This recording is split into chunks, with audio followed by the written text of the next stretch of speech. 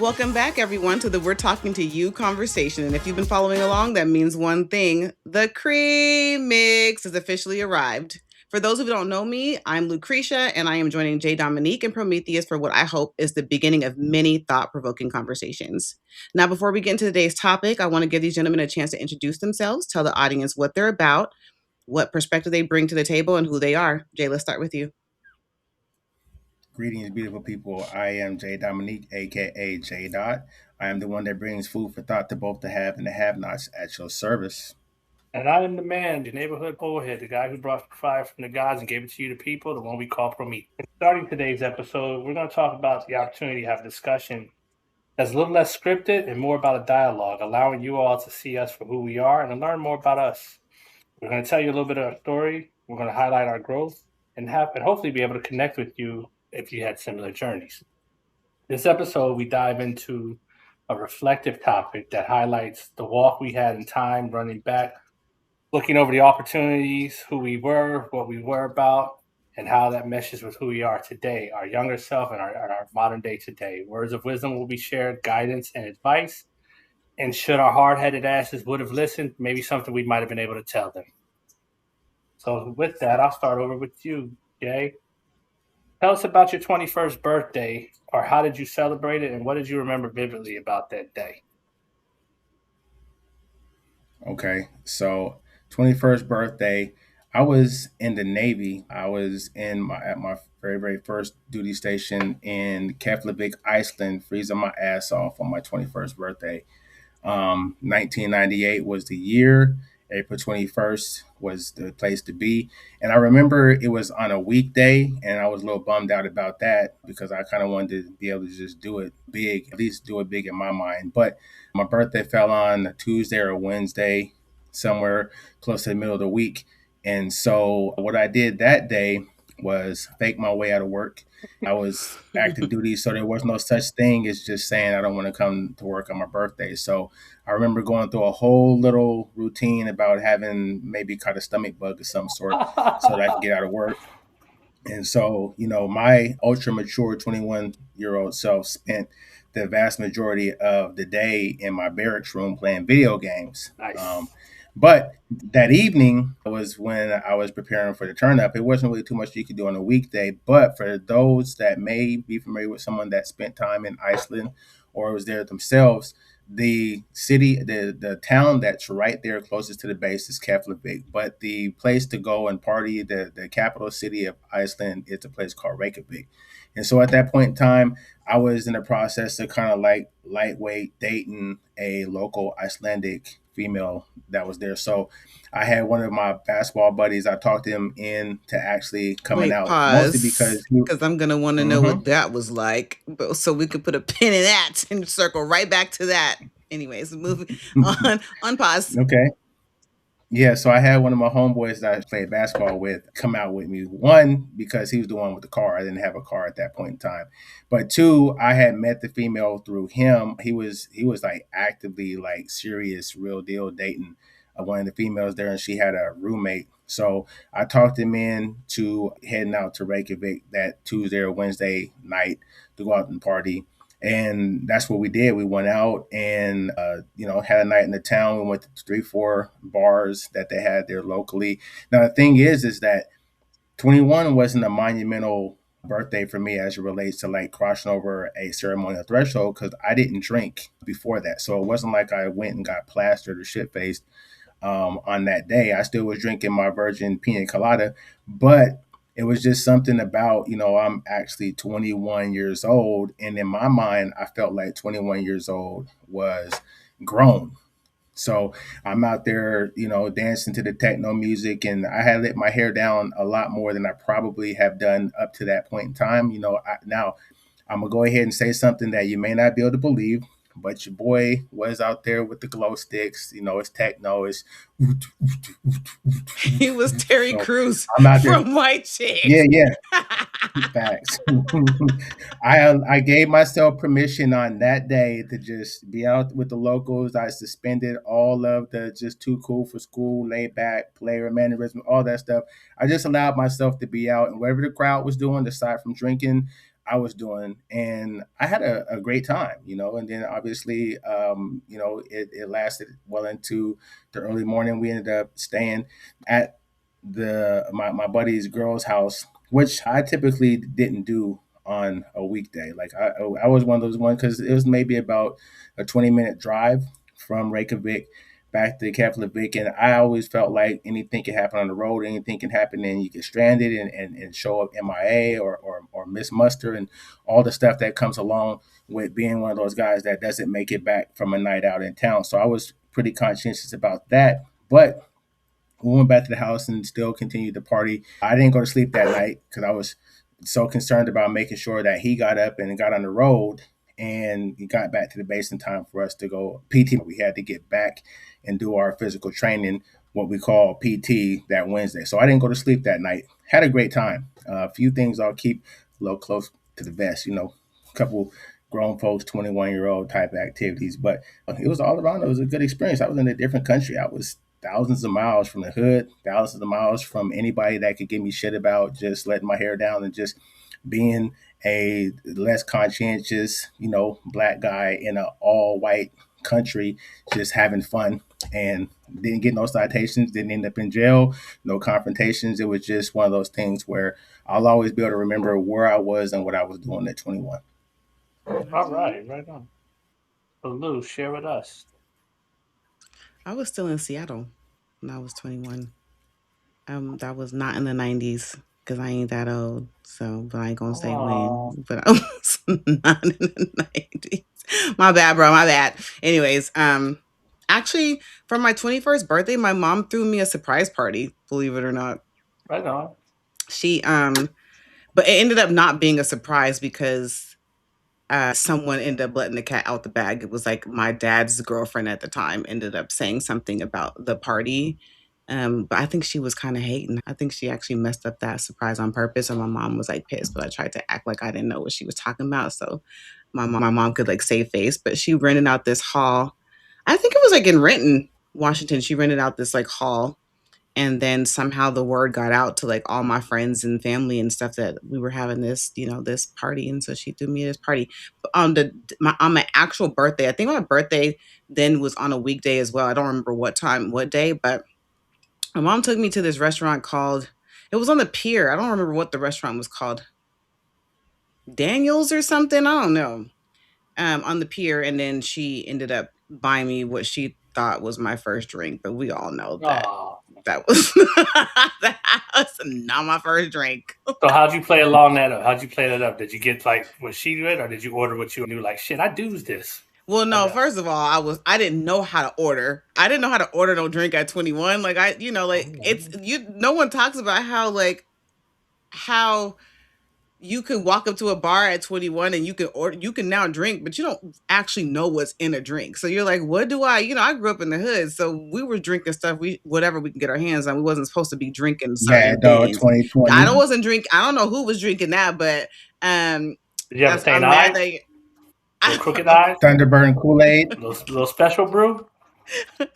Anyways, moving past that, I didn't know how to order a drink. I did get a lemon drop, which actually to this day is one of my favorite drinks, is a lemon drop. But I ordered a lemon drop with my mom, and she wanted to be able to buy me my first drink, which was really my first official legal drink was with my mother. She bought it for me. It was a lemon drop, and I think that place was called like Daniel's or something. It's like a steakhouse on the pier, seafood place on the pier, whatever. But the party was good. I had a lot of fun, a lot of gifts. A lot of people bought me alcohol. That I did realize later on that even though I thought I was hiding it, there was someone in my family that kept finding it. So the bottle just slowly went from, full to empty, but not me drinking it. So yeah, it was a good time. But your 21st birthday is just the beginning, because then after you're 21, you're always 21. Okay. Well, I mean, not by, but you're always 21, by meaning you always can get a drink. So now this is when the party starts. So it's not like that's just the day, but the party really starts after that. That's a woman's maxim. You all stay 21 forever. That's not what I meant, though. I feel like you guys are taking it the wrong way. Don't be putting it on the woman's maxim. This is really just me saying, I like when you having turn gray. 21, you never go backwards. You're never not able to drink after that. So the party starts the day you turn 21. But what we were doing at 21 was not the important part. It was all the other times after that. That was the fun part after turning 21. The Okay. 21, the 22, the 23, the 24, the 25, all those times when you was out, because you never not had to go to the club. I wasn't doing what Jay was doing. The techno music depresses me, but he was like, forget it. Let's try something different. I was out the country though. I was out the country. I mean, so that's part of their culture. I mean, that was one of the first times I was like, you know what, I'm gonna just suspend being a b-boy, and just go ahead and just chill out. What should we name him? So Does he ever come in? You said something, and let's put a pin in it because I think that's the greater theme of the show. Why we are talking shit, so I'm gonna spit having fun at your expense. You said you allowed yourself to be in a moment which is kind of out of character for you. So as we progress through this and we get to be adults, I want to come back to that and look back to that. Yes, right. I want to be able to look back on that so that we can double back and what this is about. What was you doing, bro? My 21st birthday was a very interesting time. You'll remember this because this was in 1999. I was deployed to Kosovo. It was a combat deployment. So the day started very normal because when you're deployed, you just work. There's no days off. You work 12 on, 12 off. What was cool about that day, it was an eclipse. I don't know which kind of eclipse. It was an eclipse in the middle of the day, so I just thought that's kind of cool. Like my 21st birthday, actually, there was an eclipse. So midday, they had the whole shadow of the sun, and then we all looked through little boxes so we didn't burn our eyes. And I remember thinking to myself that you could really feel the change in temperature. Because I was deployed to Kosovo, if you guys remember historically from 1999, the NATO war in Kosovo, and I mean his stupid ass got stuck in Sigonella, so he probably partied in Sicily while I was stuck in Kosovo cleaning a weapon. There really wasn't anything to take from that other than like I'm here 21, it's a normal day. But what you were saying about the drinking part, I do remember when we came back to the United States later on that December, me being 21 and legal for the first time. I didn't know what kind of beer and drinks I liked. And I remember we went to the Outback restaurant, right? And I was so happy that I could order a liquor. I ordered a beer, and then the lady hit me with what kind, and that fucked my head up. Like, oh yeah, there's a type, the stuff. I don't know. So what wound up happening is I wound up getting a Corona because I didn't know of any other beer. Because when I had ordered something from the tap, she was like, "Do you want like a pint or large?" And I had no concept of that. So I'm just like, let's just take a bottle of Corona. I know what that is. But I was so proud. I was so proud and happy to be 21. I was like, boom, here's my ID. Check it. Dates on the back. It's me.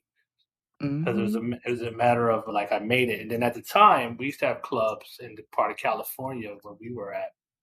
That when you were 21, you got like a red band on your arm. And if you was under 21, you had like a green band.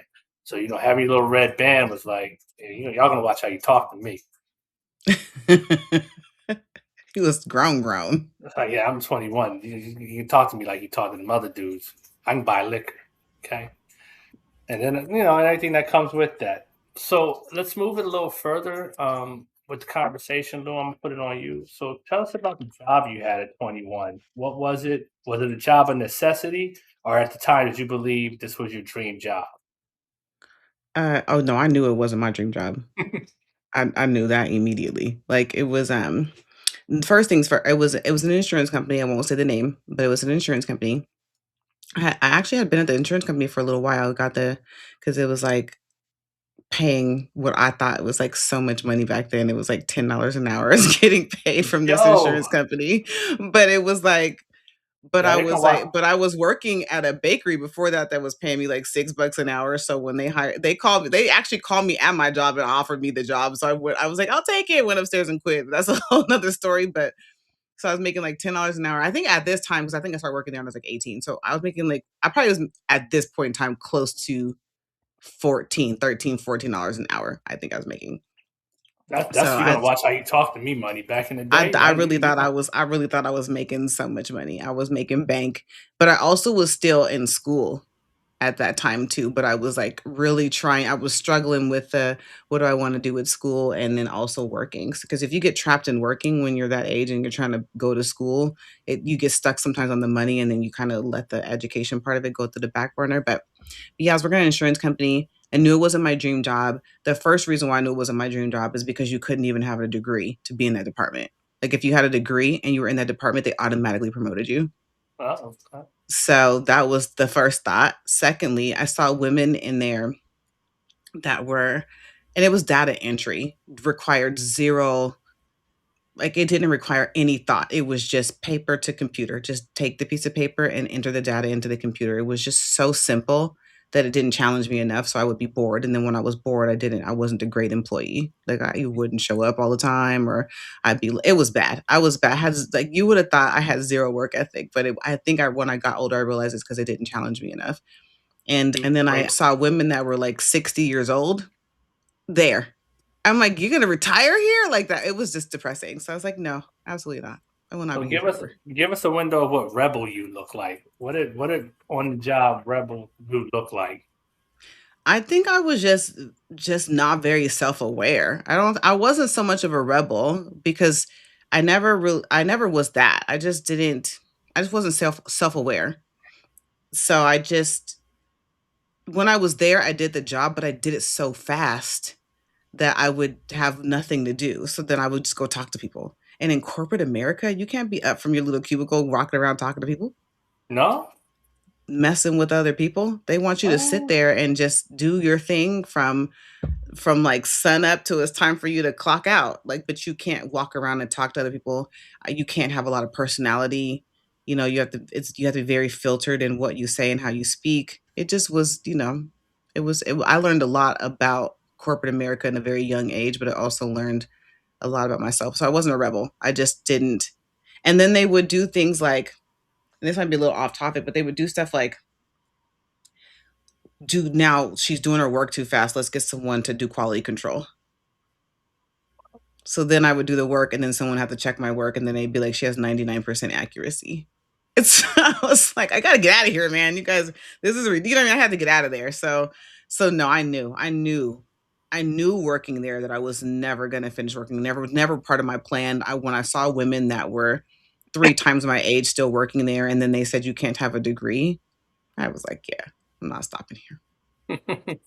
So I probably one of the reasons why I probably was just a little less given a crap about, I don't know, whether I showed up or not. so you did something. You said something. I've been taking some pins, and we're going to talk about this as we close out. You said you learned a lot about yourself and what you wouldn't do, and I think that's very important for the theme of the show. If you today could talk back to you or anybody back in time, what you would say. So you're going to hear that again from me, but I like how you were able to share that with us. Jay, let's talk. What about you? What was your job like at 21? Did you consider the job a necessity? Was it your dream job? And looking back on that job, what would you change about it if you could, if any? So, as I stated earlier in my wild, extravagant tales of life at 21 in Keflavik, Iceland, I was in the military. And the military, from the outset of my enlistment, was just a stepping stone for me. I didn't have any aspirations of doing 20 years and retiring. I wasn't at all patriotic in the sense that I felt like, I wanted to enlist and go serve my country and all those proud things. I wasn't even in the mind frame of walking around and wanting people to be like, thank you for your service. And I remember even like in that little pocket of time, I didn't really know what to say when someone would find out I was in the military and was like, thank you for your service, because I knew subconsciously that that wasn't at all on my radar. But by that time, I had been in 2 years. And so in my mind, my future was starting to shape up and I was starting to develop and put together a plan, an exit plan. So I worked as a utilities man, which is a fancy way of saying that you do plumbing, rough end plumbing, water distribution, et cetera, et cetera. And what I wanted to do is I wanted to take advantage of this program called the Navy Apprenticeship Program.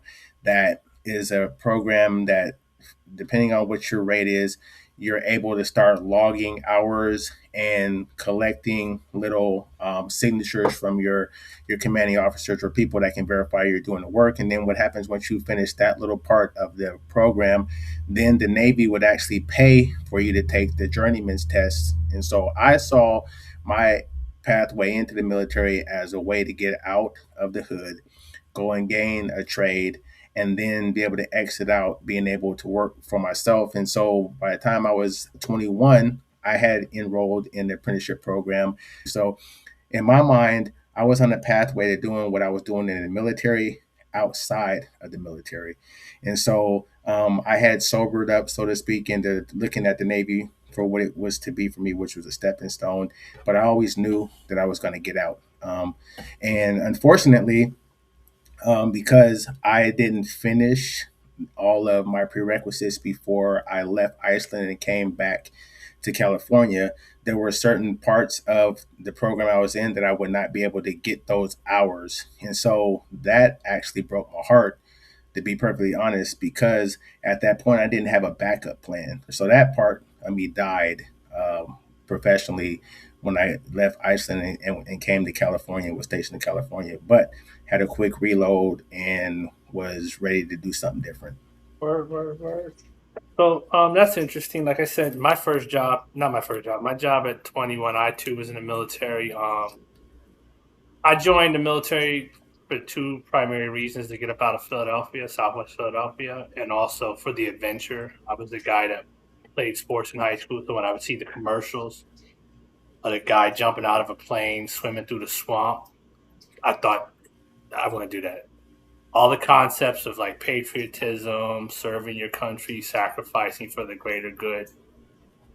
Heard of it, but at 21, I definitely didn't conceptualize it as such. I wanted the adventure. Like I said, for my 21st birthday, I was in Kosovo. The rest of my battalion was either spread out throughout Europe. They were either in Spain, Sicily, where he was at, a couple other spots. I remember volunteering to go to Kosovo because at the time, that's sort of what we trained for. And it was like, we got to carry guns and do all the military stuff. Because again, I wanted the adventure of that.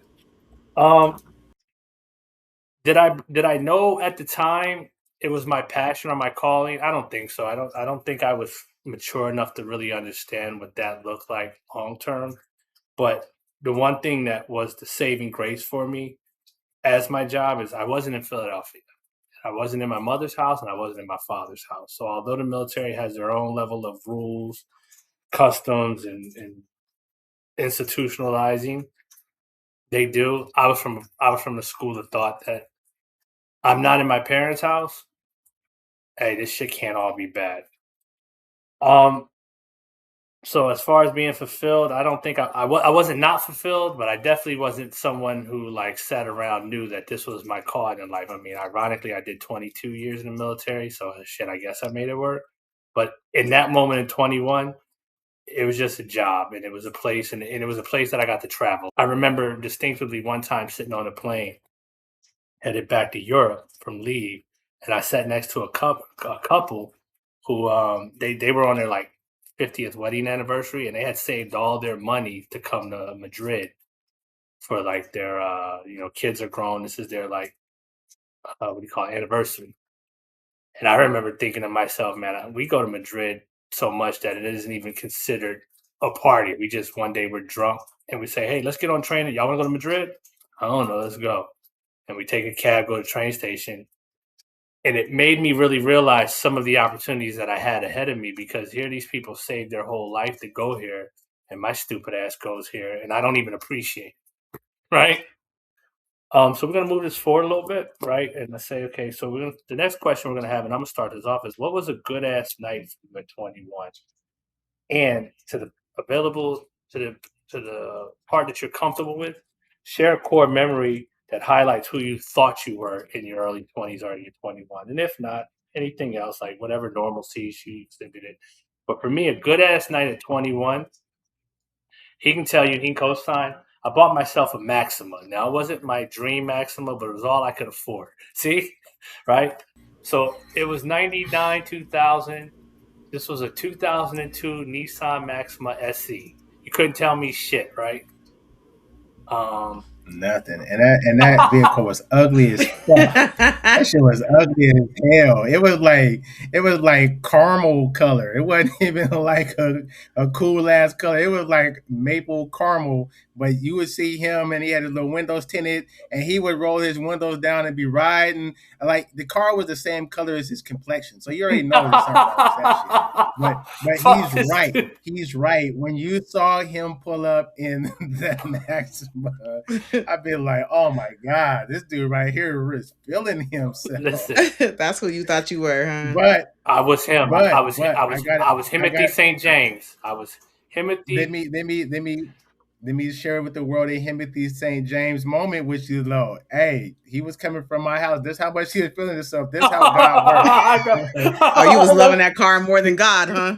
Because you can't do that. Hey, You can't do he that. I had a little apartment off base, and that was like hang out homeboy central. He over there, we getting ready to go and hang out and party a little bit later on. But he like, man, I gotta go back to the barracks and get fresh. You know what I'm saying? So why don't you just shoot back to the barracks with me real quick? I'll get dressed. We'll figure out whose car we taking, which means we're taking my car because I was the only one that didn't drink. Mm. But he like, yeah. So I'm like, hold on a second, bro. Let me just go ahead and throw my stuff on. He like, man, I'm going to hop in the car, man. I'll be there, man. Come on, just follow me. So I'm rushing. So he leaves my house before I do. He goes to get in his car. I come out and get in my car. By the time I'm coming out my gate, he's already gone. Like he's already scared.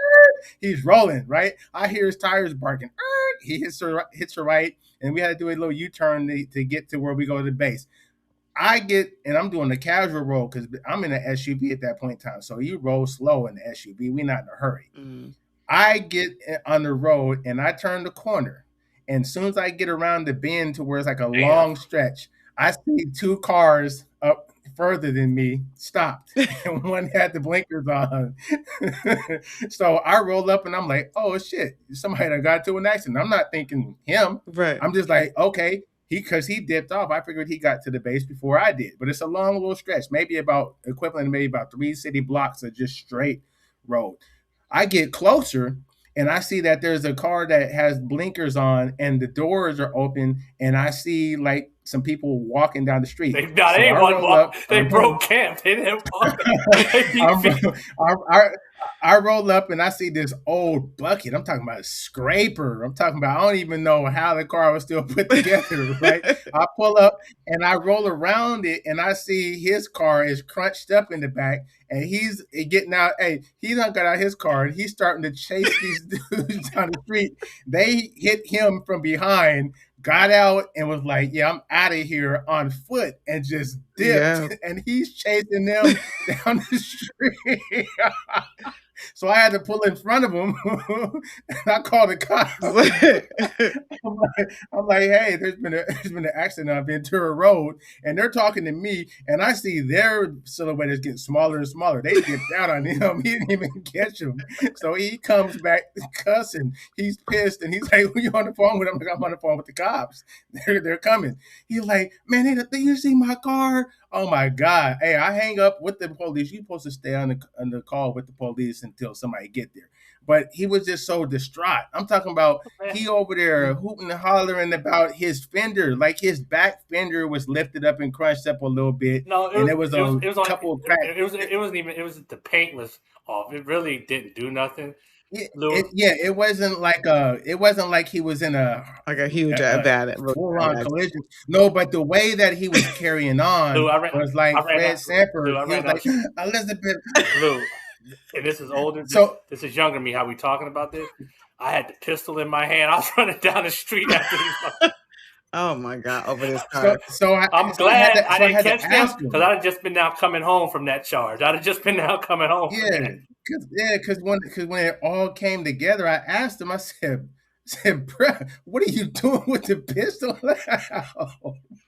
Oh my God! I can't tell you what he said because he said something that was very questionable about the ethnic makeup of the two individuals in the car, but. I just wanted to tell that story because that dude felt the world of that little caramel colored car. Like, he was just so distraught. He was so a glassy eye. I'm talking about glassy eye. He acted like it was beige and it had leather. It had cream interior and leather. right? So Yeah. beige color with cream interior. Beige. It was a sport model with the little fender, the little whatever little airplane thing at the back. Had the sunroof. Spoiler, the little spoiler in the back. Yeah. Yeah, and I used to Oh drive that God, I remember motherfucker. the spoilers. Well, hey, That car was ugly, Lou. That car was and ugly as I had shit. illegal tint. You couldn't tell me. I was Timothy Jimenez when I was in that car, and I had me. And this is one of the first adult payments where I financed the system,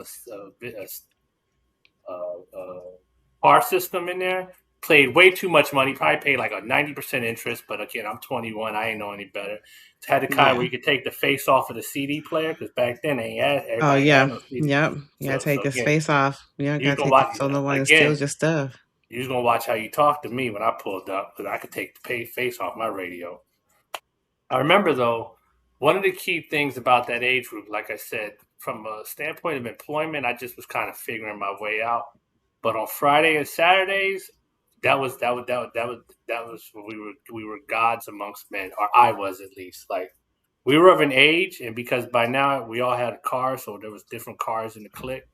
We would go to different clubs, and because we was on the West Coast, I'm still coming from Philadelphia, and this is still like 2 years after East Coast West Coast beef died down.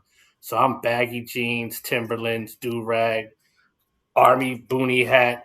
Looked like I was an extra in somebody's hip hop video, right? But that worked out there. That worked. The fact that I drink water, right? I don't drink water. I drink water. Just things that don't really matter nowadays. But back then, somebody would ask you in a minute, "Oh, where are you from?" So the world, and then I was a dancer, so every song was my song, even the songs I ain't like. And I was the cat that like I dance with everybody. I don't give a shit. You could be from like you could be a dime or you could be a two. If my song is on, let's get it. Let's get it. And you Okay. know, I remember I said in an earlier show, I said I loved everything about who I was back then. So I put the same question. We'll go over to you, Lou. At 21, how did you know you was that girl? And what did that look like when you would go out, like a good evening for yourself at 21? I don't even think I was really going out that much at 20. I wasn't. I didn't get that How you that wasting girl. 21s? Don't waste. Don't wait. You need to Oh, I come in here didn't and waste lie. them. Then I'm don't. You need to not. lie to us. Lie to us. We want to hear something. Okay, let's chill out. Hey. Chill out. At 21, I was still in Seattle, and if you know anything about to me, Seattle is very slow. It's just a very slow town to me. You knew everybody. Everybody you was going out with was the same people. You know what I'm saying? Like it just really. I just don't really remember um, it being that big of a deal. I remember knowing that I still had some stuff I needed to do, and with school and stuff like that. So I just wasn't really, I really wasn't doing that much at 21. Now fast forward to like 22, 23 when I moved to Arizona. Okay. Like let's fast forward 21, whatever. I turned the age. I was in Seattle. I was dealing with somebody that was whack, whatever. You know what I'm saying? So it was, all of that was irritating at 21. But then fast forward to 23 when I moved to Arizona, when I came down here to finish school at ASU. That's when the turn up was for real. That's when I Okay. really, I think, start feeling like that girl. But I don't really know. It was something different about the air in Arizona. It's something different about when the sun is out 24/7. We used to go out and we would have on like these shirts, but we would act like these shirts were dresses. Like that's how like little that's how little the dresses would be. Put a belt on it, like one of them big, wide, thick belts, and then we would just wear them with some heels and get the club. Tuesday, Wednesday, Thursday, Friday, Saturday, Sunday, like everything, every single day of the week, we was at the club.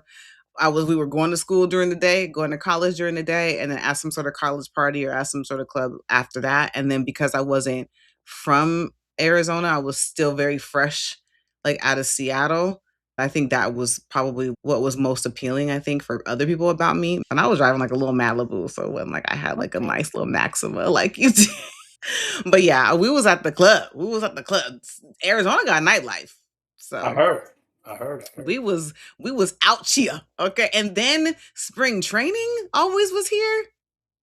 Well, you What's couldn't that? tell us nothing for Oh, baseball season. yeah, it is out You in couldn't Arizona. tell us nothing. And I was young and cute. Please, okay? I could have been somebody basketball, baseball wife. You could have been on the show right now making money. I just couldn't be a gold digger. That's a different story. Ain't nobody had to know. You have to you really do have to not care. You have to just go into it just for the money. I mean, okay, well. I couldn't do it. I gotta like you or whatever. So I'm gonna throw it to you, Jay. The same question. I will also caveat to my 21-year-old experience. I was nice on the dice. He'll tell you. Tons of times I show up on a Friday with $2 in my pocket and walk out with like a couple hundred of their dollars. All right. Yes, I told you I was Timothy Jimenez. Whoever I thought I was him. You ever had a homegirl in your crew that saw things through some rosy colored glasses that was totally different than what you and the rest of the homegirls experience Nostalgia was? is funny that way anyway. It always makes you remember things better than what they were. Man, listen. This guy, Hold up. Before we put this the question. So he to you, came in with $2 and walked out no, with $7. no, listen. There was one time no, he was dating somebody who had, when like somebody like a no, 2 year don't old. steal my thunder. They have no, Don't steal my thunder. Let no, me tell my I'm not gonna tell story. that story. Let me I'm tell talking my about the birthday story. party when I came up on everybody at. It was a 2 year old's birthday party, right? But then once all like the adults and the other folks left, and then the adults showed up, and we took the party to the backyard. It was that was the night on Now 4800 when I took all y'all. this is the only thing I'll validate. There were plenty of times where he and I were both in dice games and he made some money. Where I take issue respectfully is he likes to rope me in it like he was taking my I money. took yours. It's seldom did I lose shooting dice, but I'm not here to say that he didn't have some days where he came up. But I want you to pay close attention, studio audience, to his facial expressions when I tell my story. There's one story he's going to tell. Yes, I know. All right, so this is a Because story you about to tell about 21. Like this is what you was. yeah, This is how you was that yeah. guy. Okay. So here's what happened. At this point, because I to, need you guys to paint this picture. Like yeah, he had the do rag. Did you still have the low cut Caesar with the D waves? He had the multicolored do yes, rags too to match his like whatever stupid sweater vest he had. It was like green and blue. Oh, y'all was cute because that was what it No. was. That's what it was supposed to be. I was doing this stuff before Nelly came out. So like when Nelly came out and then they started matching do rag. Mhm. Like if you check my Instagram, I still color coordinate everything. My students, they say I'm the king of sandwich fits. I didn't know what a sandwich fit was, but I've always been trained. You wear clothes that are complementary. The colors are complementary to each other. Make sure you got some smell good on. Make sure you got a good watch on, and you're good to go. Now, here's the here's what we have to establish first. I came back to California and to the battalion that he was in when I was 21. Okay, so these experiences that he and I have overlap. He's less than a year younger than me. So we're in the same playing field, and for a short period of time, we were adversaries. So here's where his facial expressions are going to get funny. He's telling you guys that he was Timothy, right? And I don't want to take nothing from him because I feel like service. Any given point in time, you can go somewhere and you can have that moment. But what I can stand on, and we have plenty of friends in common from the service, is that the way that I moved when I got to the battalion had them all hating. Like nine out of the 10 the dudes that I'm cool with now, they didn't like how I moved when I got there, because when I got there, I got a chance to see that everybody was pretending to be friends and they was frenemies, right? So then I had a homeboy that I met playing basketball from Texas, but we had so much in common. And he's like, man, he was a little bit older than me, so I kind of looked at him as the big brother. So we was like, man, we sitting here looking at these dudes, and this is honest to God truth. We like, these dudes is lame, these dudes is busters, man. Half these dudes, from the East Coast, and as Pro just stated, like we was fresh off the East Coast, West Coast stuff. So I wasn't going to party with some dudes from New York or from Philadelphia or Connecticut, none of that stuff. I just wasn't conditioned to do that. And so he and I started hanging out. So we started going places. And at that point in time, I didn't have a car. So I had nothing but money in my pocket. So we made an agreement. Hey, I'll put a little bit of gas in the car to carry, my side of the load, but we're out. We're everywhere. When we go shopping, we go places and we buy stuff. So here's how my world started on turn up nights. I would go to the barber shop and all these dudes would be in there talking about what they're about to do at the clubs. There's only three real clubs, and so everybody on base would go to the same clubs. We're all in competition for the same local girls or military girl. That going to the club, that's at 21. You're trying to come up. That's just the reality of it. The reality is, I go to the barbershop and I hear these dudes talking about what they're about to do in the club. I walk in the club and my first inclination is whatever they're doing, I'm doing opposite because I don't want to be in their crew. I don't like half of them. And then the other half of them is like, you guys are dancers. I would chill, have my little virgin non-alcoholic beverage. But what this man can attest to is whatever I set my sights on, I got that. And these dudes hated that because they would be like, who does dude think he is? He trying to walk in here like he all this, and that. And then he still walk out with the girl that dudes would come up to me and be like, hey, Mo. They call me Mo. Mo Money, Mo Skrilla, Mo Butter, whatever rhyme with Mo. That's what they call me in the military. Dudes would come up to me and tell me who they were planning on going to the after hours Denny's spot or somewhere to eat, where they would point the girl out.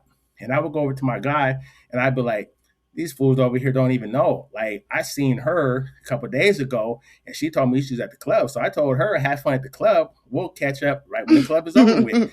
Guess what happened? When the club is over with and we all go to the Denny's, guess who's sitting with the girl that everybody else was already clocking? And I ain't said nothing to her in the club at all. At all. I firstly saw this Yeah, jump in there. one night. Jump in I there. don't know if he didn't go out that night. He had duty, whatever he. I had duty. He didn't Yeah, go I out had- that night, I had right? duty. But there was a woman, a young lady that I had saw him with somewhere else. I don't know, right? Maybe a week earlier in the club. I don't know. But there was this lame dude that used to be his little upstart. I couldn't stand this dude. I wanted to I probably I'm still an adult now, but if I saw him, I'd walk the other way now, even 20 years later, right? I wanted to fly this dude's jaw. I got thrown out of a house party because I was going to wear his ass out in the yard. But this is like his best friend, not his best friend, but like Little homie. He's a little homie, and I couldn't stand that dude, right? So we in Denny's. That loser's hugged up on the shorty, right? And I mean, I wasn't gonna blow her spot up, but I was like, "Yo, you was hugged up on my man like last week. What's the deal, right?" But the whole time he all hugged up, talking about, "Yeah, man, this me, this me, this me." She's mouthing to me, like, "Where's your boy at?"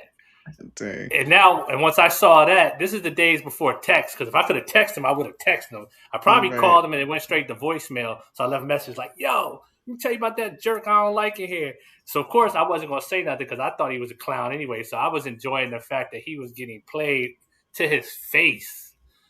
Mhm. So I can. Yeah. So any other time that would be an embellishment, Lou. But the reality is that I made it a point when I went out. I was like, whatever them dudes is doing, I'm not on that. But I do, and I'm not proud of this. But we reminiscing. It was important for me to walk out and break their faces because when we would go back to the club, when we go back to the barracks rooms and we be in there shooting dice or we be in there playing video games or what have you, they didn't have a one up on me. They had a one up on each other. They would always talk about who did what, but they couldn't say that they were with a female that they seen me with. And that was important to me back then. One, because I was an outsider coming into that context, but two, because I was like, these dudes actually are trying way too hard for this. This is easy for the guy with the hazel brown eyes and the deep waves at that point in time. It was easy. Can we It was caveat easy. these dudes? Because I moved in my own lane, and I didn't play those games either. And you talking to people like I was, all right. Okay, I'll spare you that, but I do have to get to this because you're going to try and tell my story and still. No, I was talking about This is 4800 what he hates. when I came up on dice. I'm not talking about the other night that This, you had a great night. This is what he hates. You had a This great is night. what he hates, Lou. He had a great Watch night his this face. night. Watch his face. Look, he's trying to play nice and gentleman. Like, we in the barracks shooting dice. Like, we would shoot dice before, just to kill some time before it's time to go out to the club. I had I was dealing with a female, wasn't necessarily my cup of tea, but most of the dudes in the battalion liked her. So at that point in time, my mentality was like, no, she got to be with me, just because I just wanted to be able to rub it in them dudes' face. Okay. So he knew that because I told him. He was surprised. He was like, she fine, but that just doesn't look like your cup of tea. And I told him, we was friends at that point in time. I was like, we just, it's mutually beneficial. It's cool. But she one of the best looking ones here in the battalion out of the ones that's in the military. So again, that was something that I just needed to have out there to represent me. So I tell her earlier that day, I'm like, listen, I'm about to go to the barracks. We hang out. You do your thing with your girls. I'll just catch up with you later on. And then we'll figure out what we're going to do tonight. She's like, okay, cool. I got to wash laundry, yada, yada. I go in there. They're in there sweating because they already been in there shooting dice for a while. And so dice games would go super long in there because dudes wanted to keep the money low because they didn't want to just lose all. They would lose all their money, but they wanted to lose all their money in a long marathon. They didn't want to just lose $100, $200 shooting 10s, 20s, 50s. They wanted to shoot $2, $4. So I get in there and I'm like, okay, I got a budget because I know I'm going to take old girl out. So I don't know what my money amount was, but I maybe said, okay, I'll lose $100 in there if need be. So I get in there and we're shooting dice. And anybody that shoots dice, you'll know real quick when luck is on your side. Like dice is all luck. But I noticed that I was like feeling like I had a hot hand. So I'm looking around these dudes and they all starting to get disgruntled. So I said, okay, how can I do a classic Mo fashion one up on these dudes? And this is what these dudes, including him, hated. I would find these moments to let them dudes be like, no, you can't fuck with me. That's how I felt. Whether the reality was that or not, that was my mind frame with them. Mm-hmm. So I'm shooting dice and I get on the barracks phone after I crap out and I'm like, hey, check it out. Let's go out and have dinner and probably a movie because I'm already in their pockets. And she's like, okay, cool. I said, matter of fact, I'm down in, we won't say the guy's name, but there was one or two places we'd be shooting dice. And I say, I'm down in such and such's room. Why don't you come through while you get your clothes out of the laundry just for a quick second? So I done orchestrated all this, put it together. She comes down after I'm hitting. I'm talking about these dudes don't want to let me leave. So I know she's coming. They don't. Mm-hmm. I'm like, you know what? I'm done with y'all. I got y'all money. They're like, nah. Put the dice up. Nah, you can't leave with my money. You got to let me win my money back. She knocked on the door. Bam, bam. The door opened up. Everybody looking like, what's she doing here? I said, hey, baby, tell you what. We are not only going out to dinner tonight, we about to go out to a movie too on these Busters dimes because I got all their money. So I had their money in hand. I said, so guess what I did? I threw her the keys. Now she ain't never drove my car before except for to park it. I pulled my keys out of the car and throw them across the room to her. I was like, hey, down here, so I'll get dressed and then come snatch me up in the car. We're going out with these suckers' money. I'm talking about in their face with the money in hand. You know what she said? She was like, all right, daddy. Hey, the look on this dude's face. I wasn't shooting no more. I wasn't shooting. I was like, I lost. I'm out. I'm not about to do this shit. You lost so many times. No, he was like, so you done shooting? I was like, yeah, you ain't about to fucking go out here with the rest of my money. Fuck her, fuck you. Hey, them dudes did not want me to get up. They was like, nah, you ain't going out with my money. I was like, nah, man, look, I'll shoot until I crap out, and then I'm out of here. Once he had a stack of 20s and was like, yeah, we finna go out. I was like, oh, hell no. I'm gonna pick my shit up off the ground. I'm out. Y'all kiddies have fun. You ain't shooting? No, I'm not fading this no more. Hey, and them dudes hated my high side. They hated me for that. I understand why, and then secretly, when they used to get upset, that used to just give me more motivation to do that because, now that I'm an adult and I look back at it, I just didn't like the fact how they treated each other. And I would always be like, no, you guys aren't going to do that to me because they would party and drink with each other and then go after each other's girlfriends and talk crazy behind dudes' backs.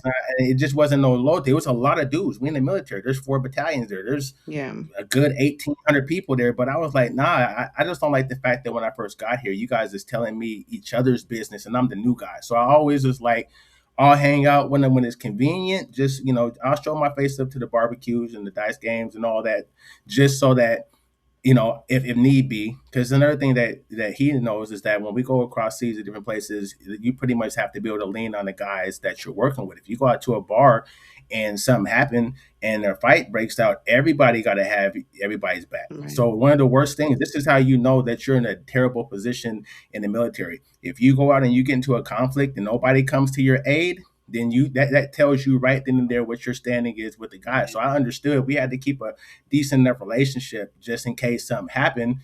They got my back, I got their back. But as far as partying and women and all that, I was like, nah, I'm gonna punish these dudes for showing me that they're dirt bags to each other. So that's what I was spending 21, 22 doing. Everything I did, I did it to a degree to which I was always trying to convey to them that you guys are not on my level. Even if they had a more expensive car or they had wives, we can go on days and days about that. But that was 21 turn up for me, was going into a club and having a couple of them dudes in our battalion mad at me because I went home nonchalantly with the girl that they were all after. And then when I talked to them about it, I was just so blasé about it, like, oh yeah, old girl, I ain't worried about that. I'll tell you about the other one I had, and they'd be looking at me like, I hate this dude. That was when I was in my pretty boy phase. I was in my pretty boy phase back then. So, Okay. it's 21, the 20, early 20s, and the reason why we have this conversation is because it is to highlight and show growth and to show just how, as you move in the world, your perspective should change. But, there was a time when what you saw the world a certain way was the extent of how you saw it. Before we close out the 21 chapter and transition into what I would say the adulthood now of us, are there any other highlights of 21 that you just want to share out anecdotally or laugh? Like, I'll start and say this. I remember one of the cool things I remember about being 21. I had a very signature smell. It was either AC Miyake or CK1 and baby powder, and I was one of the people like I had so much baby powder that if I did like this, it would, right. But there's a smell that the two mix, so like I was known for that. Like you could tell, like if I just got out your car, it would smell like CK1 and baby powder. So I say that moving forward, are there any highlights of you at 21 before we transition to this conversation to us as adults that you want to put more on the table? Like how I said, his little dice experiences. That was a fun time, and I look back, laugh. And then I'll share one more before I pass the mic. One time there was a party at a house. His girlfriend had a house with some roommates, and that dude that was his little flunky that I didn't like happened to show up there. We was all in a little circle again, playing dice. Maybe that's the problem. Dice is the catalyst for a lot of stuff. No, he knew. If nobody else in that party knew, I didn't fuck with that dude. He knew. So he had a moral responsibility to try to be like, let me keep these two apart. No. Next thing you know, I'm in the corner shooting dice. He's going to say it didn't happen this way, but I remember this dude, it was like a little small, like little wiffle ball bat, not a real bat, but a little plastic toy bat. He hit me with it. His friend? Yeah, his friend. And since he know, he tapped him. No. He tapped the side of his leg. He know I don't fuck with his friend, and his friend knew I ain't fuck with him. So that was all I took to ready to tear that house up. That was your highlight? Or is that just a story you want to just tell? That's a highlight because it's a funny moment of just 21 and how hot-headed you are and how quick you are, or how quick I was, and just a laugh and joke, and just as we transition to show the growth in all of us, right? Gotcha. Like, and I was ready to tear that house up for him. I was ready to be the reason why they don't have no more parties in that house, to the point I was out in the yard apologizing to the lady at the house, like, my bad, I'll just leave. I'm sorry, I didn't mean it. You a dead motherfucker, and I probably said some other choice words, but he didn't come outside. That's what pissed me off, Lou. And then you see that little face Jay has right now? He had a moral obligation to step in, but he sat there with that same shitty ass face, like it was funny to him. So that really pissed me off.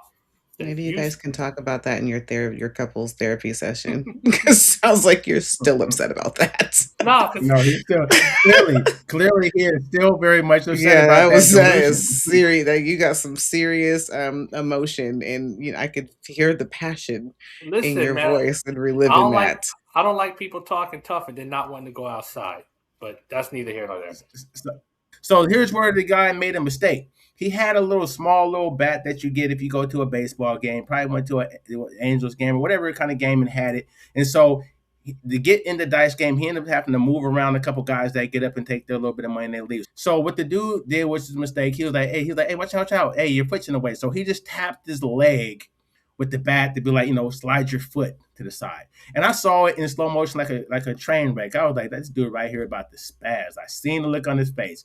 So he was like, I'm just telling you, I'm from Southwest Philly.